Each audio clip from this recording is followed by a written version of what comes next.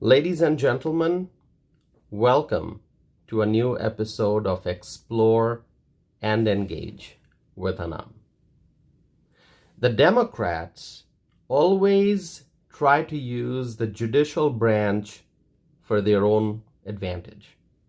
The Democrats believe that if they cannot get what they want through the legislative process, if they cannot get what they want through executive orders, then they will try to use the judicial branch to accomplish their goals and objectives. And that is why Joe Biden is now proposing to reform the U.S. Supreme Court. But before I get to that, let me discuss a few other things. We saw how the Democrats used the New York court system to put Donald Trump on trial. Being a completely innocent man, Trump was on trial. He did not break any law, but the far-left activists used the court system to put him on trial in a very, very left-wing area of the country, New York City. And Trump was found guilty. I still believe he's an innocent man. Millions of people believe that he is innocent. But the New York court found him guilty. The jury over there found him guilty. That's an example of how the Democrats use the court system for their own political advantage. Prior to the election, the far-left activists were looking for a way to attach the label of felon to Donald Trump. That's what they wanted to do, and that's why they used the New York court system to put Trump on trial, and we know the result. The verdict was guilty. But it happened in New York City, a far-left city. It was not a fair trial. It was a sham trial. The judicial system must be fair and impartial, but that's not the case in New York, in that court where Trump was found guilty. And then right here in Wisconsin, the left-wing activists wanted to have absentee ballot drop boxes during the election. Sadly, right now, there's a liberal majority on the Wisconsin Supreme Court. The Wisconsin Supreme Court has a liberal majority. There are more liberal justices than conservative justices.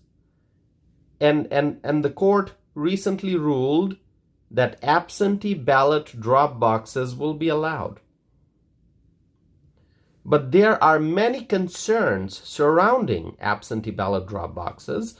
Having absentee ballot drop boxes, having an absentee ballot drop box, what it really does is it diminishes people's faith in the election process.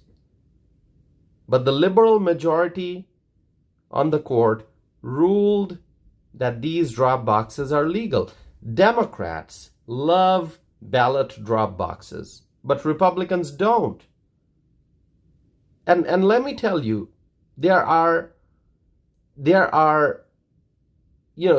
more than one way. If somebody wants to vote, let me tell you how people can vote. People can mail in their absentee ballot. People can vote early, in person. People can vote in person on the day of the election. So there are a few different options. People can choose which one they want to use. Does somebody want to mail in their absentee ballot? They can do that. If somebody wants to vote early in person, that's possible. Vote in person on the day of the election, that's possible. So why do we need ballot drop boxes? But the Democrats, they love these drop boxes, and that's because and because there's a liberal majority on the Wisconsin Supreme Court, the ruling came in favor of the liberals. So this is another example of how the liberals use the judicial process to achieve their desired goals. And now, when you look at the U.S. Supreme Court, what do you see? You see a strong conservative majority. And what the Democrats are now trying to do is to diminish the power of the U.S. Supreme Court. Let's remember, the three branches of government are co-equal branches: the executive branch, the legislative branch, and the judiciary. Co-equal branches of government. But the president right now, Joe Biden, he's trying to diminish the power of the U.S. Supreme Court. Right now, the conservatives have a 6-3 majority on the court. 6 conservative justices, 3 liberal justices. And that's exactly what Joe Biden does not like. So Biden is proposing that Congress should pass legislation to establish a system in which a sitting president would appoint a justice every 2 years. That's what he wants.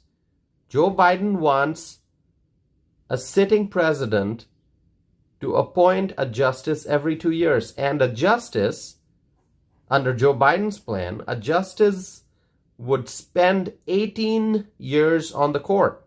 18 years. Right now, it's a lifetime appointment, but he wants the term to be 18 years long.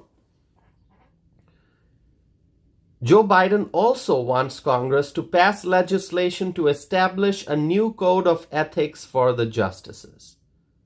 The Supreme Court justices already follow very strict ethical standards. And here's another thing.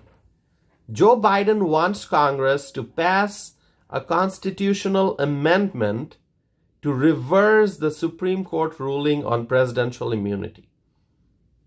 What Joe Biden really wants to do is to weaken the power of the court. He wants to change the court. He is not happy with the fact that the conservatives have a majority on the court. He's not happy with the fact that Donald Trump got to nominate 3 Supreme Court justices.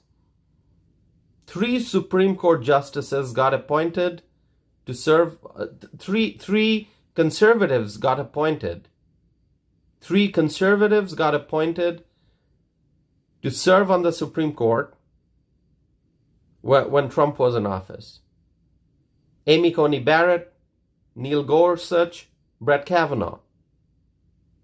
And so Joe Biden is not happy about that.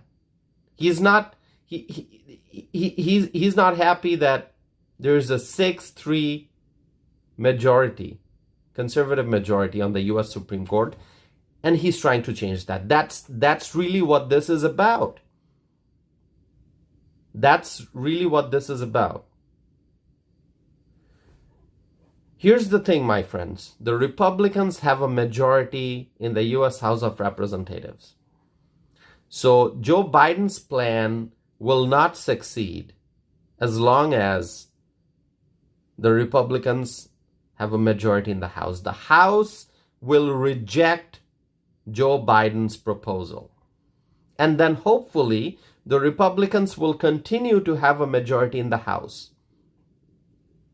Right now, the Republicans have a majority, but it's a very slim majority. And I'm hoping that the size of this majority will grow.